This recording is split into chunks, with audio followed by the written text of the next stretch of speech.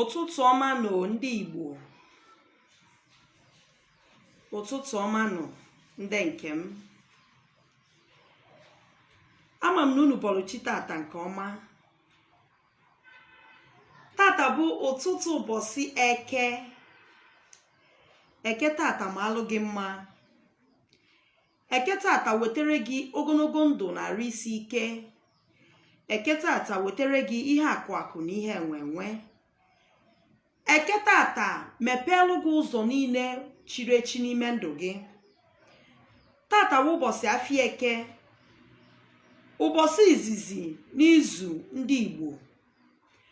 Asị m ọmaka ma elu gị tata, gị bụ onye ọma na-ege m ntị. Ya bịa gaziere gị ihe ọbụla itile aka bịa bụrụ ngọzi. Ọmaka mee na ndụ gị tata, gị bụ onye gboo Igbo.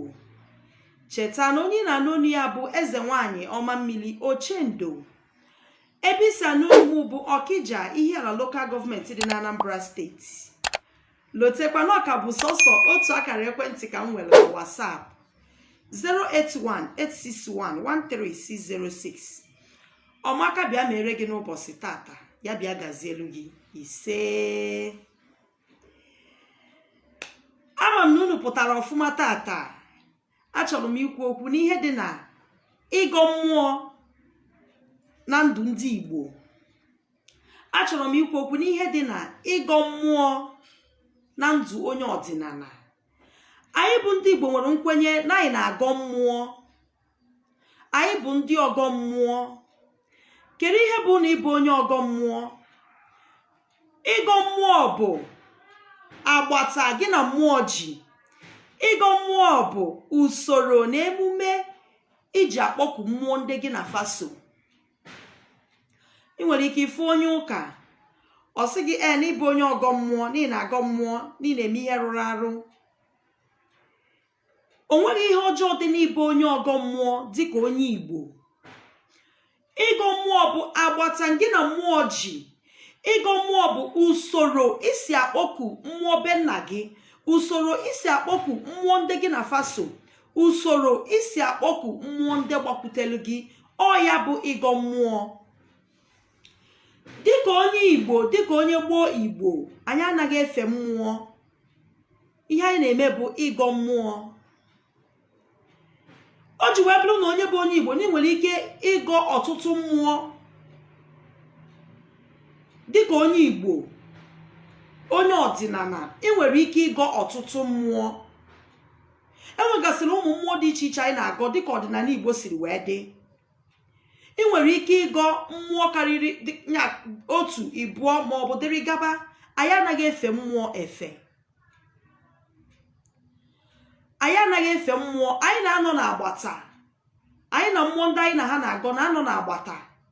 Anyị na-agọdofa, na-agwafa na ife anyị chọrọ unu meela anyị, na nke anyị nwa ga-emela unu.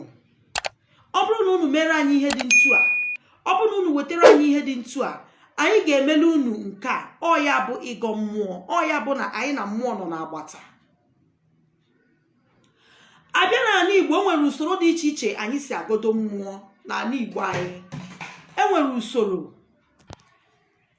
usoro dị iche iche anyị ji agọdo mmụọ n'ala Igbo, na ihe ndị dị iche iche anyị ji akpọku mmụọ n'ala Igbo. Ihe dịka ọjị, ose ọjị, nzu, edo, mmanya ọkụ. Ọ ihe ndị anyị ji agọ mmụọ n'ala Igbo. Ọ ihe anyị ji akpọku mmụọ n'ala Igbo. O nwere usoro eji efegasị mmụọ. O nwere usoro anyị ji akpọkugasị mmụọ. Ịbụrụ onye gboo, ịbụrụ onye Igbo, ọjị agaghị akọ gị. Ị kwesịghị ka ọjị kọọ n'ezinụlọ gị. Ọjị a ka ị ga-eji wee gwa mmụọ ndị gị na ha nọ n'agbata. Ọjị a ka ị ga-eji wee gwa mmụọ ndị ahụ ị na-agọ.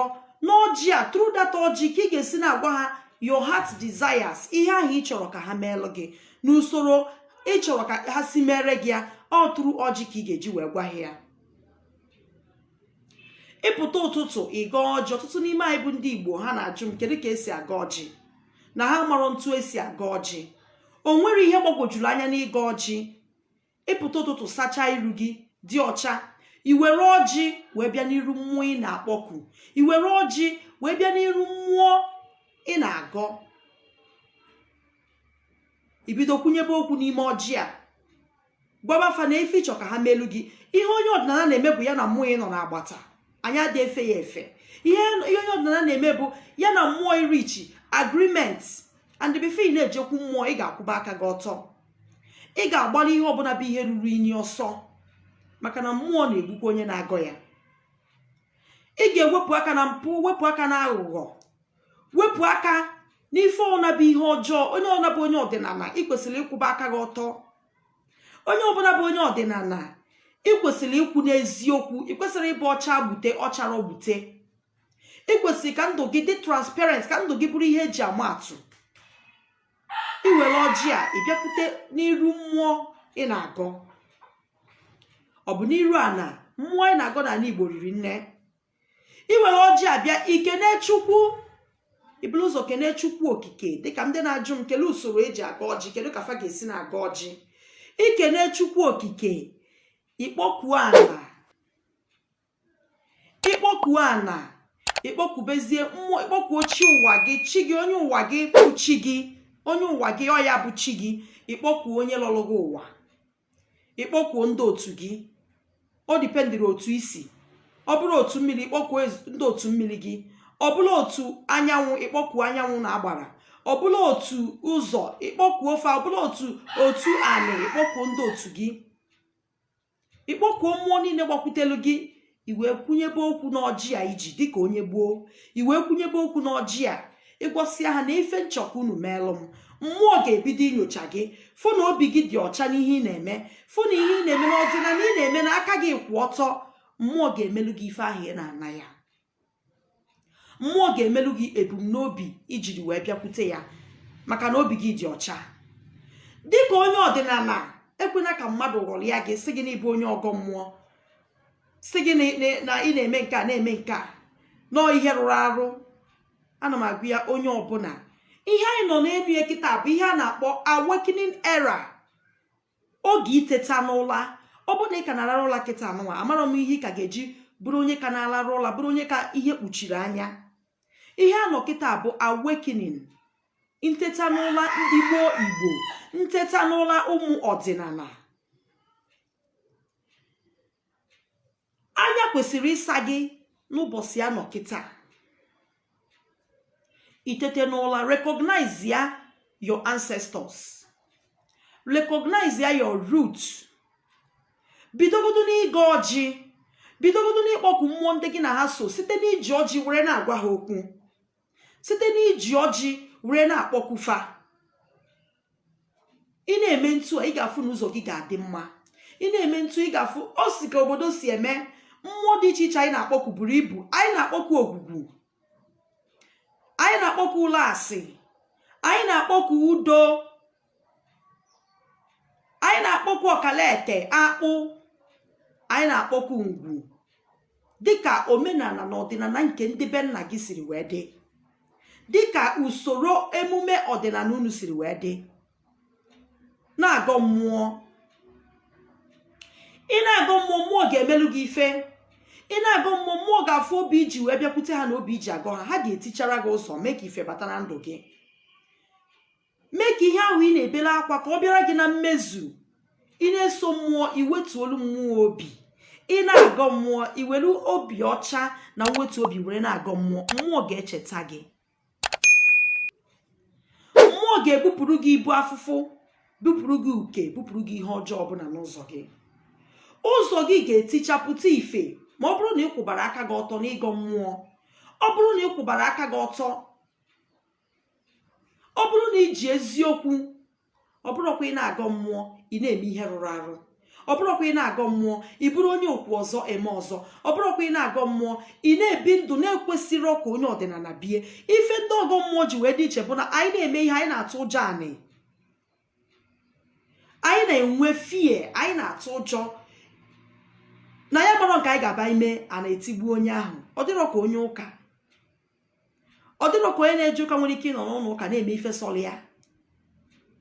Onye ọgọ mmụọ na-enwe egwu n'ime ya. ị ga-enwe nsọ n'ime gị, ị ga-enwe ihe kwesịrị ka ọ bata. Ịkwụba aka gị ọtọ na-eso mmụọ ga-agọzi gị. Ana m agwa ya onye ọbụla itetara n'ọla n'ime dis awakening na-anọ, ị bịa fụtaba na ihe ahụ a na-akụziri anyị na ihe ahụ ịma bụ ihe ahụ emere ka ọ banye gị n'isi bụ nọọ ihe ejiri wee saa gị isi, nọọ ihe ejiri wee ghọọ gị aghụghọ. Awakening era anyị nọ kịta bụ awakening era. Ị bịa teta n'ụla, bidogodu n'ịgọ mmụọ na be nna gị. O nwere onye ga-akụziri gị ọdịnala be nna gị na-abụrụ na ijelu be nna gị mara ka ndị be si eme na ọdịbendị dị. O nwere onye ga-akụziri gị usoro ị ga-eji wee soo mmụọ ndị nọ be nna gị ma ọ bụrụ na ị gaghị vileji, ị nachiri ahụ be nna gị. Ị nala be nna gị, ịjụgasị ese mmụọ dị iche iche nọ na ndị be nna gị na-agọ, ịjụgasị ese jee n'iru mmụọ dị ntu a. Ọ mmụọ ka ọ dịrị izi gị ụzọ, ọ mmụọ ka ọ dịrị igosi gị ụzọ ị ga-esi wee kpere ha, ọ mmụọ ka ọ dịrị igosi gị ụzọ ị ga-esi wee gọọ ha. Ị bụ onye tetalụ n'ụla awekili, ịchọpụta na ị nwere natural gift in you, kala ụtụ ya aka obele ebe a. Ya dị na gị ọsịsọ, bidogodu n'ịgọ mmụọ, bidogodu n'iji ọjị, nzu na edo were na-agọ mmụọ, ka mmụọ tụzielu gị ebe ha chọrọ ka ị nọghị, ka mmụọ tụzielu gị etu ha chọrọ ka isi were gaa ọfa. Ọ bụrụ na ị na-eme ntụ, ị ga-afụ n'ụzọ gị ga-adị mma. Ihe ọbụla bụ ihe mgbachu agaghị adị n'ụzọ gị. Ịgọ mmụọ dị mkpa na ndụ onye ọdịnala. Ya emena gị ifele, ada eme ihere na ya. Dị proud. Chọpụta mbọsị ahịa be nna gị, chọpụta mbọsị ahịa obodo gị, mbọsị ahụ ka ị ga-agọkarịcha ọfọ ọgazie.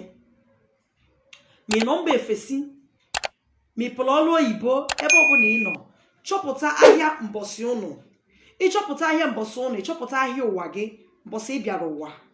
Ụzọ ahịa na-aba, ahịa unu na-azụ na be nna gị na ahịa mbọsị ị bịara ụwa. Were ya na-agọ mmụọ, mmụọ ga-emepe ụzọ gị. Were ya na-agọ mmụọ, mmụọ ga-agọzi gị. Were ya na-agọ mmụọ, ihe dị iche ga-adịgodo na ndụ gị. Ị ga-afụ ihe dị iche n'ebe ị nọ, ị ga-afụ nwere onwe n'ebe ị nọ.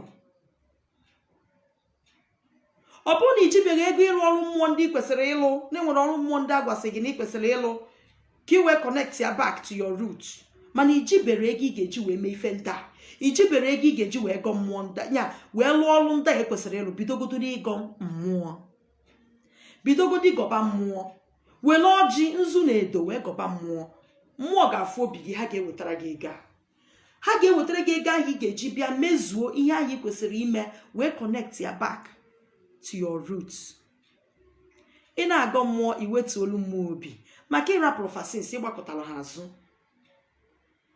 Ha wee mee ka itete n'ụlọ, ha wee mepee gị anya, iwe na-chighata, wetuo obi, were ọjị.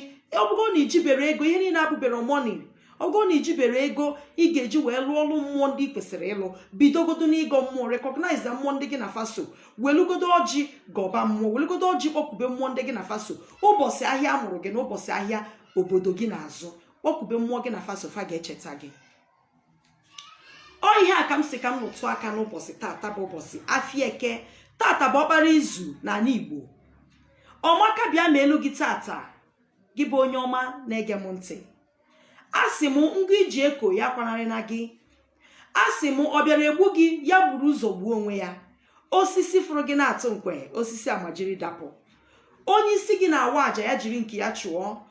Ọfọma ka m na-agọlụ gị tata n'ụbọchị tata bụ Eke. Ọmaka bịa mere gị ihe akụ akụ, ihe enwenwe, ogologo ndụ, arụ isi ike, udo na ọganiru ya bụrụ nke gị n'ụbọchị taa. Chetakwa na onye ka na anụ ya bụ eze nwanyị ọma mmiri Ochendo. Ebe isi anụnụ m bụ Ọkịja, Ihiala Local Government dị na Anambra Steeti.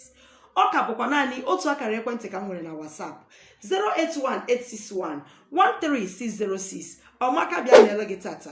Biko ọ bụrụ na ị nweta vidiyo ma ishia ya bịa gazie, ya dịrị gị mma. Ka emesịa anyị ga-afụkwa oge ọzọ. Ise.